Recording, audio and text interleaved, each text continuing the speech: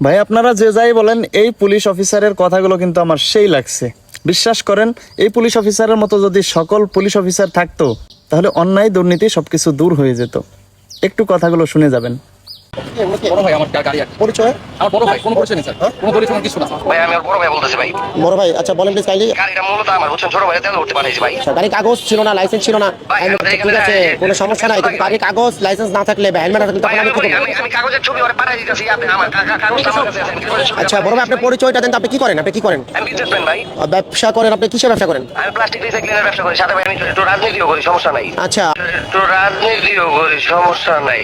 আচ্ছা, আপনি ব্যবসা করেন, আপনার জায়গায় আপনি ঠিক আছেন না, আমার কাজটা আমাকে করতে দেন প্লিজ একটু কাইন্ডলি। ঈদের সময় একটু তেলটা ভরতে পাঠাইছি, এটা যদি তেল ভরাটা তো আমার সমস্যা না, কিন্তু গাড়ি কাগজ লাইসেন্স না থাকলে সেটা আমরা আইনগতভাবে যেটা আইনে আছে সেটা করে দিচ্ছি। আমি বলি ভাই, গাড়ির কাগজটা আমার হোয়াটসঅ্যাপে পাঠাই দিতেছে, ওই একটু এখান থেকে দেখা যায়, আপনারা তাকে ছেড়ে দেন। আর তাহলে আমিও এক কাজ করতেছি ভাইয়া, গাড়িটা আটক করার পরে একটা স্লিপ দিচ্ছে, সেই স্লিপের যে ছবিটা আপনার হোয়াটসঅ্যাপে পাঠিয়ে দিচ্ছে। ধন্যবাদ আপনাকে। ওনার গাড়ির কাগজ নাই, লাইসেন্স নাই, হেলমেট। আচ্ছা, পুলিশ অফিসারের কথা তো শুনলেন, কেমন লাগছে?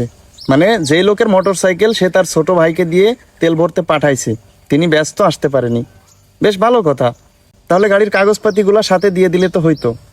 কেন শুধু শুধু আইন নিজেদের মতো করে চালাবেন? দেশের সাধারণ মানুষ সবার জন্য আইন সমান। দেশের পুলিশ যারা আছে তারা তো তাদের গতিতে কাজ করবে। আমাদের দেশের মেইন সমস্যা হলো কি জানেন?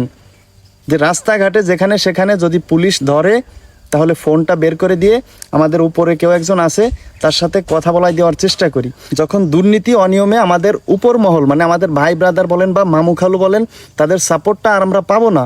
মানে পুলিশকে কল দিয়ে যে আমাদেরকে ছাড়িয়ে নিবে বা আমাদেরকে বাঁচিয়ে নিবে, এই সুযোগটা যখন আমরা আর পাবো না, তখন আস্তে আস্তে করে এদেশের কালচার ঠিক হয়ে যাবে।